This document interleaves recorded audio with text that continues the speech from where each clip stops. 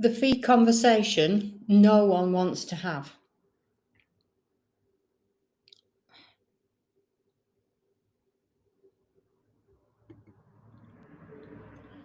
The fee conversation nobody wants to have. How do you change the tone of the conversation from one of fear from the agent and confrontation from any investor to one that gives you as an agent a competitive advantage? Most sourcing agents and deal packagers dread the conversation about fees. The reasons that they do that are many and sometimes complicated, but they can fear the conversation because they have a fear of rejection. They say, or they give the excuses, I don't do sales. I have no experience in sales. I just don't know what to say or when to say it. But the thing is that how you handle this very important chat with a potential client will ultimately determine the course of that relationship, what happens in it, and whether it's a thank you, let's move forward from that person, or whether it's a thanks but no thanks, and you're left at square one again. So wouldn't it be better from your perspective if the investor really wanted to work with you, but they also sent you multiple referrals for other investors as well? I mean, let's face it, word of mouth recommendation counts for a lot more than most other kinds of introductions or contacts that are made through forms on your website.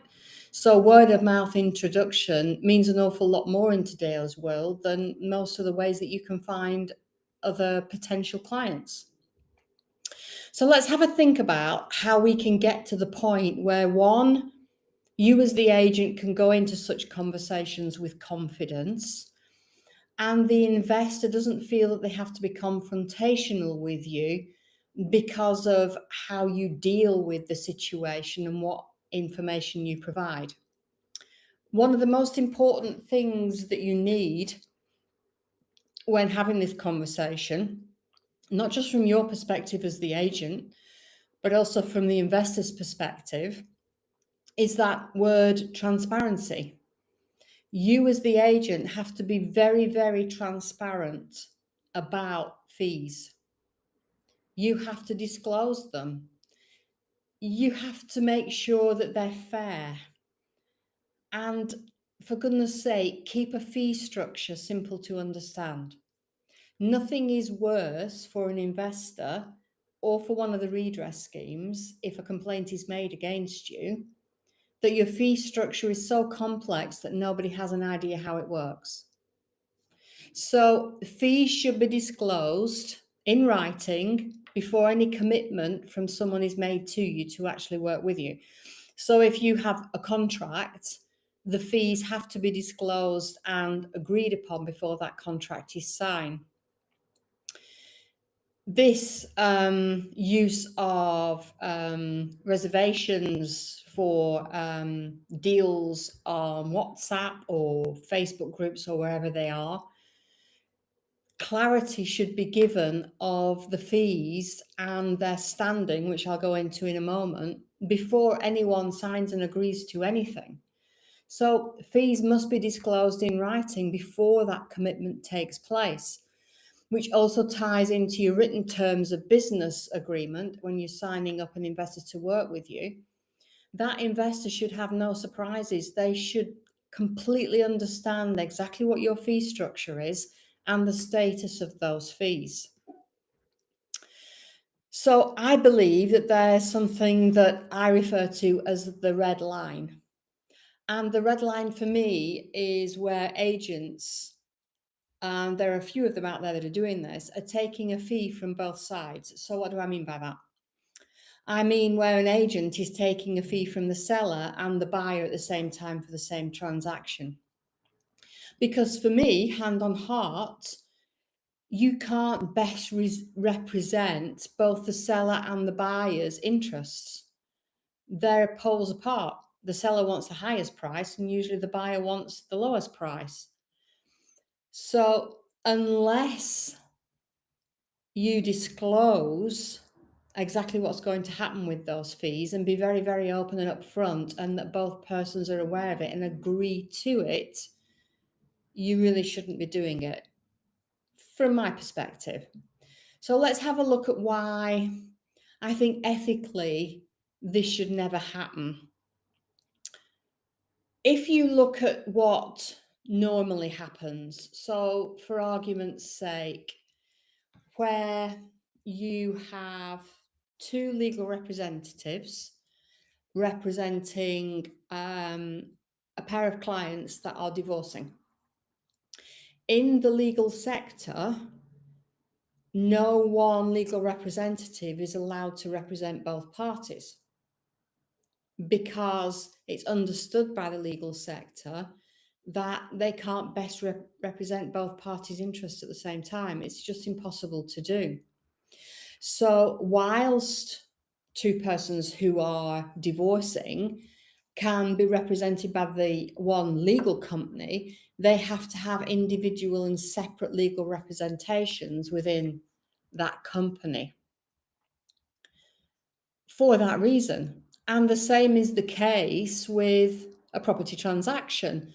Your conveyancer, whilst both the seller and the buyer can use the same company, they have to have separate representatives who represent their best interests. So why do we feel that it's okay to have double fees and dual fees, and that it's fine to take a fee from the seller and the buyer, but neither of them are aware that it's happening? Because what normally happens from a sourcing fee, normally there can be multiple layers of fees, and I'll go into those at the moment. But from my perspective, from sourcing, the full sourcing fee was always paid upon exchange and completion.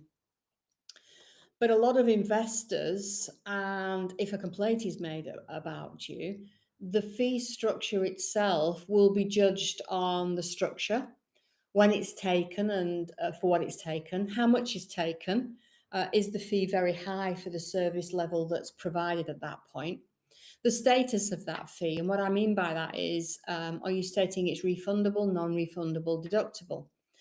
And the fairness of it. Is the amount taken, does it actually reflect the value of the service provided at that time, especially if you're going to say that it's non-refundable? So there are different layers of fees that can be taken at different times. For argument's sake, what we refer to as a registration fee, which is payable usually by the buyer when a client registers with you to use your service. So you charge them a registration fee to onboard them. And I've seen registration fees from as little as £50 up to several £100s. What this does for the agent is it gives them a little bit of cover because they have to pay to do the ID verification, client due diligence on you. It costs them in their electronic due diligence systems. And it means that the investor is putting a bit of skin in the game. They're committing themselves with a small fee for registering for the services. Now, some agents run with reservation fees, a fee that's paid to reserve each deal. Usually at the point when you've seen bits and pieces of the deal sometimes, and then you say, I want to reserve it before you can get the rest of it, which I don't necessarily agree with, but it's done. Or they see the whole presentation and they say, that deal's for me, I want to buy that deal. And then there's your full sourcing fee and the full fee for each individual transaction. Now, some agents also work with what we know as a retainer fee. So that's a fee payable by the person who is retaining their services, and they're paying monthly for the services that are provided. There aren't many sourcing agents that do that. And when I chat to agents, I always recommend that they get some experience behind them first before they do that, because it's very difficult for an investor to trust you enough to actually pay you a monthly fee. And also you have to be very, very clear and transparent about what that investor is going to get for that monthly fee, and keep very, very good records as proof of value for money for that fee. So if you take a registration fee or a reservation fee, sometimes it's deductible from that full sourcing fee, which is payable upon exchange or completion. A reservation fee can be reasonable if it's either small enough or if it's refundable and held legally in a client account. And the fee and the structure of it is clearly documented and clearly explained in the terms, and the person that you're dealing with, your potential client, understands exactly what the fee structure is. So before you start going out and engaging with potential buyers and sellers, and you're really not clear about your fee structure or how much it's going to be, and I hear a lot of sourcing agents coming out and saying, my fee is going to be different dependent on the complexities of the deal or the value that I see in the deal. Well, that's going to be very, very difficult to explain to someone if you want them to pay you a big fee up front before they actually work with you. And I would say that really you need to have a rethink about your structure on the structure of your business if you're thinking about that, and keep your fee structures as simple and as clear as possible. We have come across where investors are paying large upfront fees before any deal pack is released. And for me, that should really, really make you nervous. If you have to pay many thousands of pounds up front to see the complete information on that deal, I would say that should make you nervous. And for me, I would not work with that sourcing agent. They're doing that because they haven't got the deal secured and they're worried that you won't pay them. They've probably got it through an estate agent or another agent, so they're concerned and they want their fee up front before they release it. So we talked about transparency in the beginning. Why does transparency win business? It does because investors talk to each other. And social media is a great thing for investors complaining about sourcing agents and telling people not to work with them. And whether what they're saying is right or wrong, it can destroy your business very, very quickly. So the agent who's very upfront and clear and transparent, and the structure is very, very simple upfront about every penny that they will ever get from an investor, when it's taken, how much it is, why it's taken, and its status, i.e., refundable, non-refundable, deductible, you are more likely to get repeat instructions and therefore referrals from them, because they can build that trust with you sooner rather than later. And I'm sorry to have to say that a lot of agents will say, well, I don't trust that the buyer will pay me at the end. Well, they don't trust that if something goes wrong, you'll give them the feedback.